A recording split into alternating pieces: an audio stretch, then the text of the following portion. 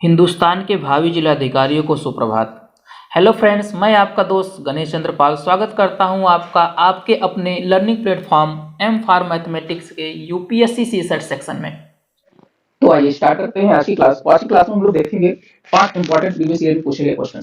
पहला क्वेश्चन है, a person bought some articles at the rate of 5 rupees and same number of articles at the rate of 4 rupees. He mixed both the type of the sold at the rate of 9 per 2 rupees. In this business, he suffered a loss of 3 rupees. Then the total number of articles bought by him was, option दिया गया है ए में 540, option number B दिया गया 545, option number C दिया गया 1080 and option number D दिया गया 1090 रुपीज। तो बेसिकली इस क्वेश्चन में कहा जा रहा है, कोई एक बंदा है, वो कुछ आर्टिकल खरीदता है, ठीक है, कुछ आर्टिकल खरीदता है और उसमें से आधे आर्टिकल्स को वो 5 रुपए की दर से खरीदता है और उसके बचे हुए आधे पार्ट को 4 रुपए की दर से खरीदता है। खरीदने के बाद उसको मिक्स करता है, ठीक है, मिक्स करने के बाद वो उसको 9 आर्टिकल को 2 रुपए के हिसाब से बेचता है, ठीक है। तो इस बिजनेस में उसको 3 रुपए का लॉस होता है। तो हमसे ये पूछा गया कि भाई उसने टोटल कितने नंबर ऑफ आर्टिकल खरीदे हुए थे। आई वो क्वेश्चन समझ में आया होगा। इसका सोल्यूशन देखते हैं। तो हमने मान लिया कि उसने टोटल 2x आर्टिकल खरीदे, क्लियर। जब उसने 2x आर्टिकल खरीदे तो उसमें से x आर्टिकल बोला गया था ना कि आधे आधा वो 5 रुपए पर के हिसाब से रेट से खरीदता है और आधा 4 रुपए पर एट द रेट के हिसाब से खरीदता है। तो इसका मतलब क्या हुआ, यहाँ पे x आर्टिकल उसने कितने रुपए के हिसाब से खरीदे थे, 5 रुपए के हिसाब से खरीदे। तो एक आर्टिकल का, तो यहाँ से एक आर्टिकल का जो पैसा होगा कितना होगा, 1/5 रुपीज होगा, ठीक है। तो यहाँ पर x आर्टिकल का कितना हो जाएगा, x/5 रुपीज, मतलब x आर्टिकल को x/5 रुपीज में खरीदेगा, ठीक है। दूसरी जगह फिर अगर हमने क्या माना था, 2x माना था आर्टिकल, तो इसका मतलब x वाले को या x जो आर्टिकल थे, नंबर ऑफ आर्टिकल्स, उससे x आर्टिकल को उसने 1/5 रुपए के हिसाब से खरीद लिया। अब बचे हुए x आर्टिकल को वो 1/4 रुपए, मतलब 1/4 रुपीज के हिसाब से खरीदेगा। तो x आर्टिकल अगर है तो total cost price x article का कितना हो जाएगा, x/4। तो यहाँ पर आधे को x/5 के हिसाब से खरीदा और आधे को, मतलब आधे कास्ट का, आधे आर्टिकल की कास्ट प्राइस कितने होंगे, x/5, और आधे आर्टिकल का कास्ट प्राइस हो गया x/4। अब 2x आर्टिकल खरीदे गए हैं तो टोटल कास्ट प्राइस कितना हो जाएगा, तो दोनों को हम जोड़ देंगे। अब जोड़ेंगे तो कितना आ जाएगा, x/5 प्लस x/4। तो इस तरीके से टोटल कास्ट प्राइस कितना आ गया, 9x/20, 9x/20, क्लियर है। चलिए, ये हुआ कास्ट प्राइस। अब आते हैं सेलिंग प्राइस पर, क्योंकि लॉस या प्रॉफिट गेन देखने के लिए हमें कास्ट प्राइस और सेलिंग प्राइस दोनों पता होना चाहिए, ठीक है। अब आते हैं अगर हम सेलिंग प्राइस पर, तो सेलिंग प्राइस कितना बताया गया था, बताया गया था कि वो 9 आर्टिकल को 2 रुपए में बेचता है, क्लियर है, 9 आर्टिकल को 2 रुपए में बेचता है। और तब एक आर्टिकल को कितने रुपए में बेचेगा, वो 2/9 रुपए में, क्लियर है इतना। और हमारे पास टोटल कितने आर्टिकल हैं, 2x आर्टिकल है ना, तो हमें तो 2x आर्टिकल टोटल बेचने हैं। तो 2x आर्टिकल टोटल बेचेंगे तो एक आर्टिकल का सेलिंग प्राइस है 2/9, 2x का कितना हो जाएगा, तो 2x इंटू 2/9 मतलब 4x/9 रुपीज। ये आ गया क्या, इसका सेलिंग प्राइस, क्लियर है। चलिए, अब यहाँ हम देखते हैं कि जो उसका टोटल कास्ट प्राइस है, टोटल कास्ट प्राइस है वो टोटल सेलिंग प्राइस से क्या है, कम है, सॉरी ज्यादा है। कास्ट प्राइस क्या है, ज्यादा है किससे, सेलिंग प्राइस से। तो इसका मतलब क्या होगा, सीधा सीधा उससे लॉस हुआ। भाई आप किसी सामान को कम पैसे में खरीद, ज्यादा पैसे में खरीद के कम में बेचेंगे तो सीधे सीधे आपको क्या होगा, लॉस होगा। और जैसा कि हमें दिया गया उससे टोटल 3 रुपए का लॉस होता है। तो इसका मतलब है कि लॉस इक्वल टू क्या होगा, cost price minus selling price. तो कास्ट प्राइस कितना है, 9x/20 माइनस सेलिंग प्राइस कितना है, 4x/9, ठीक है। जब इसको हमने माइनस किया तो लॉस इक्वल टू कितना था, 3, तो इसे इक्वेट कर दिया किसके साथ, 3 के साथ। तो यहां से हमने सॉल्व किया तो यहां से x की वैल्यू जो आई वो कितनी आई, 540। 540 ये x की वैल्यू आई। x की वैल्यू आने का मतलब क्या है कि आधे आर्टिकल की वैल्यू आई। टोटल आर्टिकल कितना था, 2x, तो इसमें 2 से मल्टीप्लाई करेंगे, तो 2 से मल्टीप्लाई करेंगे तो कितना आ जाएगा, 1080। तो 1080 ये टोटल खरीदा गया आर्टिकल की संख्या है। जो शुरू में वो आदमी, जो व्यक्ति था, वो खरीदा था तो 1080 आर्टिकल उसने खरीदे थे। तो इस तरीके से 1080 आर्टिकल किस ऑप्शन में दिया गया, तो ऑप्शन नंबर सी में दिया गया है। तो हमारा ऑप्शन नंबर सी क्या हो जाएगा, सही हो जाएगा, क्लियर है। तो आई होप आपको क्वेश्चन समझ में आया होगा। आइए नेक्स्ट क्वेश्चन देखते हैं। क्वेश्चन नंबर 2 है। तो क्वेश्चन नंबर 2 में कहा जा रहा है, एक grocer purchase 3 qualities of lemons at the different rate. The first quality was purchased at 2 for 1 rupees, the second at 3 for 2 rupees, and the third at 4 for 3 rupees. He sold all the lemons 5 for 4 rupees. If the ratio of the number of lemons of the three qualities is 1:2:3, then what is the approximate gain or loss percentage incurred by the grocer? Option दिया गया है 2.65% loss, option number B में दिया गया है 17.56% loss, option number C में दिया गया है 17.56% गेन, ऑप्शन नंबर डी में दिया गया है 18.65% गेन। बेसिकली इस क्वेश्चन हमसे कहा जा रहा है कि एक दुकानदार है, बनिया है, वो क्या करता है, नींबू बेचता है। नींबू बेचता है तो उसके पास क्या करता है, वो 3 क्वालिटी की नींबू खरीदता है। 3 क्वालिटी नींबू, फर्स्ट टाइप, सेकंड टाइप और थर्ड टाइप। समझ में आ रहा है? फर्स्ट क्वालिटी, थर्ड क्वालिटी और सेकंड क्वालिटी, इस तरीके से खरीदता है। और उसको खरीदने की जो संख्या है, नींबू खरीदने की जो संख्या है, उसका रेशियो क्या है, 1:2:3। फर्स्ट सेकंड थर्ड जो क्वालिटी है उसी के रेशियो में क्या करता है, वो नींबू खरीदता है। और जब नींबू खरीदा गया है, ठीक है, जब नींबू खरीदता है तो जो फर्स्ट क्वालिटी नींबू है वो 2 नींबू के लिए 1 रुपए पैसा खर्च करता है, मतलब कॉस्ट प्राइस उसकी है। 3 नींबू खरीदता है सेकंड क्वालिटी का तो 2 रुपए खर्च करता है। और 4 रुपए, जब 4 नींबू खरीदता है तो 3 रुपए खर्च करता है। इन सबको खरीदने के बाद वो क्या करता है, मिक्स करता है, मिक्स करके 5 नींबू को 4 रुपए के हिसाब से सेल कर देता है। अब ये हमसे पूछा गया है कि ऐसा अगर वो दुकानदार या बनिया करता है तो उसे प्रॉफिट होगा कि लॉस होगा, और कितना होगा वो आपको बताना है। आई होप अब क्लियर हो गया होगा क्वेश्चन। तो आइए इसका सोल्यूशन देखते हैं। तो हमने पहले मान लिया भाई, हमने मान लिया कि first second and third quality जो लेमन्स है उनकी संख्या कितनी है, x, 2x और 3x। क्लियर है, ये हमने मान लिया। तो अब इसका मतलब फर्स्ट क्वालिटी का जो लेमन है, भैया हमसे बताया गया था ना कि 2 लेमन को खरीदने के लिए 1 रुपए खर्च किया जाता है। तो 1 लेमन खरीदने के लिए कितना खर्च करेंगे, 1/2।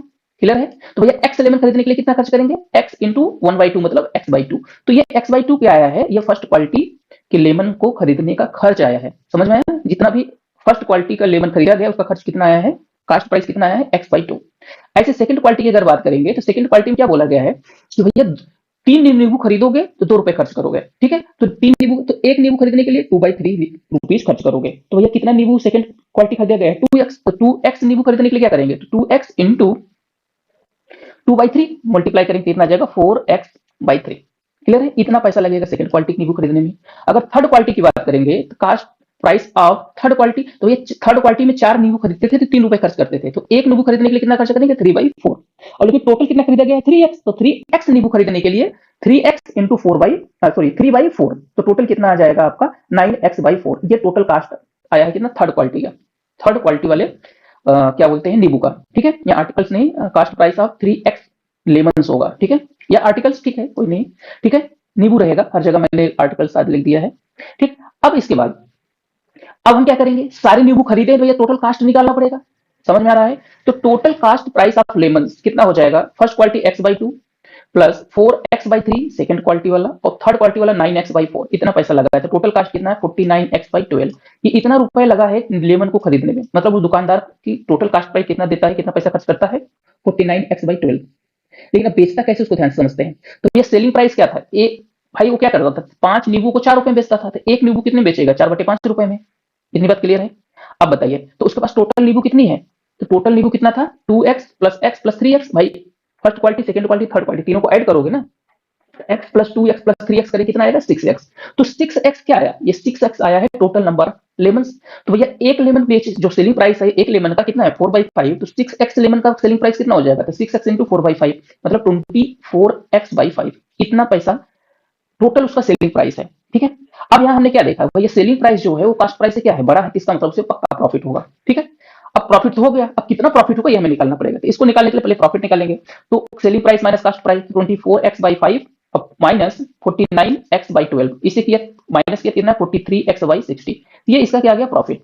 ठीक है, तो प्रॉफिट परसेंट इक्वल टू क्या होगा, तो प्रॉफिट परसेंट इक्वल टू होता है profit into 100 upon cost price. Clear है, तो प्रॉफिट कितना हुआ है, 43x/60 into 100 upon cost price. और कास्ट प्राइस कितना था, कास्ट प्राइस कितना था, 49। कास्ट प्राइस कितना था, 49/12। तो 12 ऊपर चला जाएगा और सॉल्व कर लेंगे तो कितना आएगा, 860 अपॉन 49। और उसे सॉल्व किया तो कितना आया, 17.55%। और 17.55% किस ऑप्शन में दिया गया है, तो ऑप्शन नंबर 2 दिया है, ऑप्शन बी और सी। लेकिन किसमें गेन दिया, क्योंकि प्रॉफिट हुआ, बी में लॉस दिया है, सी में गेन। इस तरीके से हमारा ऑप्शन नंबर सी करेक्ट हो जाएगा। आई होप क्वेश्चन समझ में आया होगा कि किस तरीके से सॉल्व हुआ है। तो आइए नेक्स्ट क्वेश्चन देखते हैं। नेक्स्ट क्वेश्चन हमारा क्वेश्चन नंबर 3 है। बेसिकली इस क्वेश्चन में हमसे कहा जा रहा है कि a fruit seller processes to sell his fruits at cost price but still gain 25% on this outlay.